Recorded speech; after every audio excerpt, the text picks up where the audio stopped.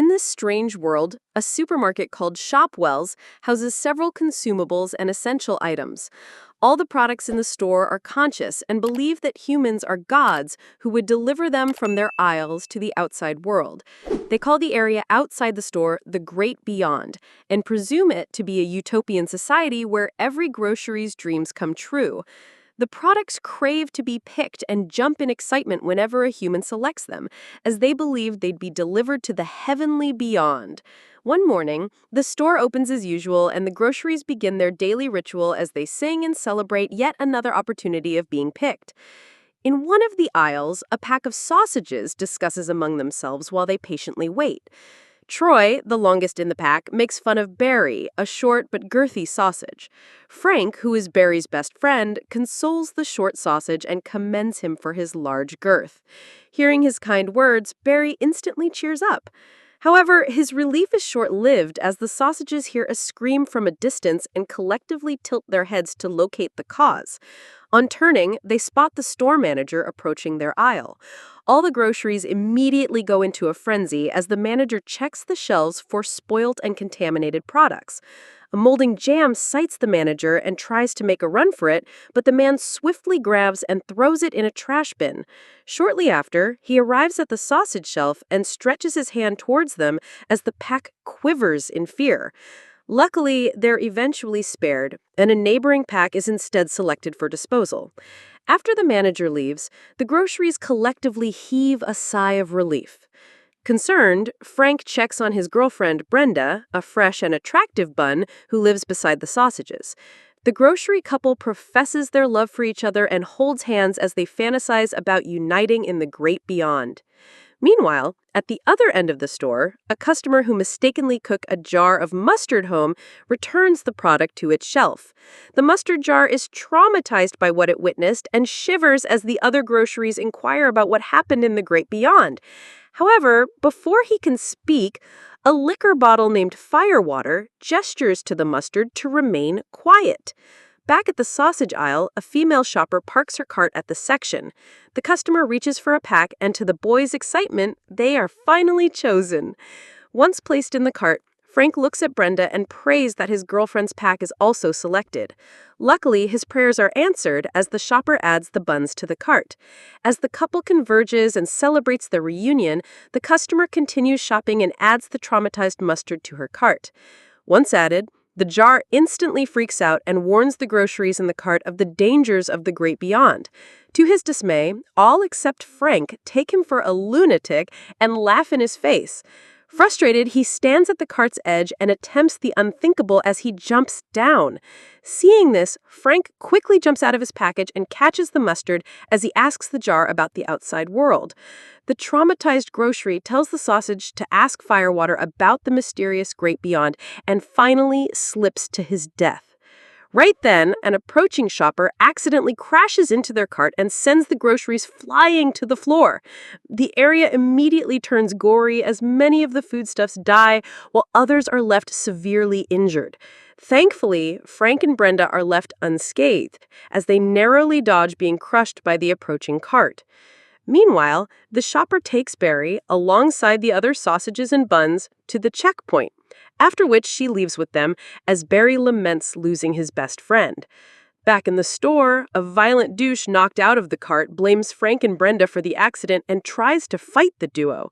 However, before he can attack, the douche gets swept and disposed of by the store manager as the couple swiftly dodges. They're petrified to see the worker and race behind a shelf to avoid being seen. There, the duo meets two other accident survivors, a bagel called Sammy and a lavash named Kareem. A few minutes later, the store closes, and the accident survivors unanimously decide to return to their respective aisles before the next day. Together, they climb a nearby shelf and scout the surroundings to locate their bearing, after which they begin the long journey to their aisle. On the way there, the group reaches the liquor section, and Frank spots Firewater's shelf. Passionate about discovering the truth of the outside world, Frank goes searching for answers while the rest of the group waits for him outside the liquor section. The curious sausage finds Firewater camping behind a batch of boxes and inquires about the great beyond. Seconds later, Firewater is joined by his colleagues, all of whom are non-perishable items, as they reveal the secret of the outside world. The group, who has been at the store since its inception, reveals that humans eat groceries and tells Frank a lengthy story about the past. It turns out that decades ago, all the groceries were aware that humans killed and ate them. Hence, there was great panic in the supermarket as every product was scared of being picked. In light of this, the non-perishables decided to intervene and spun a myth about the outside world being a heaven-like place. Over the years, the myth became a well-established fallacy, and now the entire store believes it to be true. Frank is petrified at the discovery and vows to reveal the truth to the entire store. However, he soon realizes that no one would believe him and asks the non-perishables for proof. One of them directs him to check the dark aisle, as that houses the evidence he is searching for. Frank thanks them for their help and quickly heads out to reunite with his group.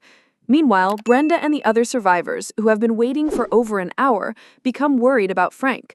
However, before they can search for him, they are approached by Jose, a suspicious tequila bottle who claims to have seen the sausage and promises to take them to him. Worried, they follow the bottle, who leads them to a bar in the Mexican food section. He asks them to wait there and leaves the tavern, promising to return with Frank. As the group settles in, a fresh taco called Teresa approaches and warns them of Jose's ulterior motives. It turns out that the douche escaped from the trash bin and had asked the tequila to help him find the group. Hearing this, they instantly follow Teresa and successfully sneak through the bar's closet before the douche arrives. In the following scene, Barry and the rest of the groceries finally make it to the shopper's home. The foodstuffs jump in excitement as they celebrate reaching the great beyond. However, their excitement quickly turns to horror as the shopper grabs a potato and skins it alive. The groceries collectively scream in fear as they are slaughtered one after the other. 2 carrots try to make a run for it, but the shopper grabs and instantly eats them. Right then, Barry and another sausage named Carl seize the opportunity and sprint to the window. Sadly, Carl is caught and sliced open with a knife before they can escape. Barry takes a second to mourn his friend, but ultimately leaves to avoid being killed. He swiftly sprints to an alleyway and wallows in self-pity. However, he eventually regains hope when he sees a junkie holding a familiar Shopwell's bag. Barry remembers Frank and decides to return to the store to warn him and the other groceries. The girthy sausage chases after the junkie and latches onto his car as he drives off. When the addict gets home, he injects himself with bath salts and immediately hallucinates. Under the influence, he sees Barry and the other items in his house, and for the first time, he is able to hear them speak. Realizing this, Barry begs the junkie to take him to the supermarket, but sadly, the man passes out due to the overwhelming intoxication. While he sleeps, Barry meets the other groceries and befriends them. About an hour later, the addict wakes up, but the effects of the bath salts wear off, leaving him doubtful of his experience. He soon spots the girthy sausage on his couch and takes him to be cooked. Luckily, the hungover junkie misses the pot and drops Barry to the floor. The girthy sausage seizes the opportunity and yanks the addict's shoelaces, thus making him slip and causing an axe to fall and decapitate him. Back at the store, Brenda, alongside the rest of the group, continues their search for Frank. However, they soon get in some trouble when Douche discovers and attacks them. He corners Brenda, but the smart bun spots an injury at its side and rips it open. Douche is momentarily stunned, and the group seizes the opportunity to escape. However, the vengeful object quickly recovers and chases after them. The group frantically speeds off, and all except Brenda easily squeeze through a shelf junction. The bun tries her best to wiggle out, and luckily, with her friend's help, manages to pass the narrow opening. Douche reaches the junction but struggles to go through as the group successfully enacts their escape. They eventually return to the alcohol section and reunite with Frank.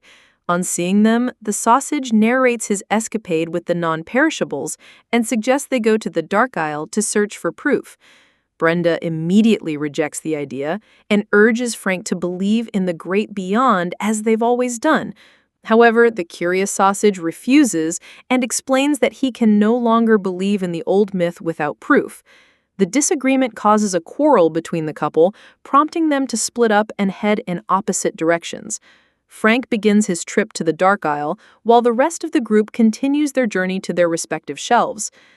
They eventually reach their destination and dispatch to their individual sections as Brenda joins a pack of buns.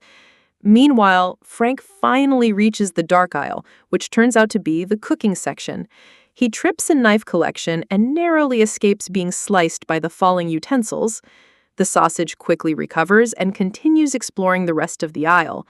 Moments later, he discovers a cookbook and flips through the pages. The curious sausage is instantly horrified by the book's contents as he sees pictures of groceries being chopped and eaten. Determined to save his kind, he tears off a page and swiftly heads to warn the others before the store opens. Minutes later, Frank reaches the store's control room and makes an announcement via the monitor. He reveals the truth to them and shows the cookbook as evidence. His announcement throws the supermarket into a frenzy as the groceries all panic and quiver in fear. However, this doesn't last long as they eventually grow to disbelieve Frank and unanimously decide to return to their blissful ignorance. Right then, the store opens and customers are let in to start shopping. A concerned Frank runs to the bun section to find Brenda, but is disappointed to discover that a shopper has already picked her. He chases after her, but can't keep up as he loses track of the shopper. Just as Frank loses hope, Barry arrives and reunites with his friend. The girthy sausage tells Frank his experience in the outside world and shows him the decapitated junkie's head as proof.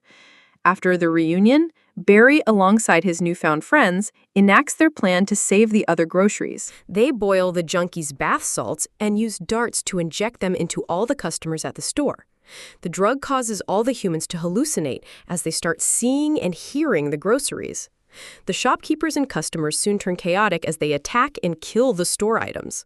Frank takes advantage of the ensuing chaos and rescues Brenda. However, a customer corners the couple and tries to step on them. Luckily, Sammy and Kareem intervene just in time as they haul utensils at the man to distract him. While he dodges the attack, they all escape and race away. Moments later, the customer regains his composure and chases after them, but the groceries soon retaliate and launch a series of coordinated attacks. They shoot candy at him and ultimately tie the man to the floor with some stretchy ropes.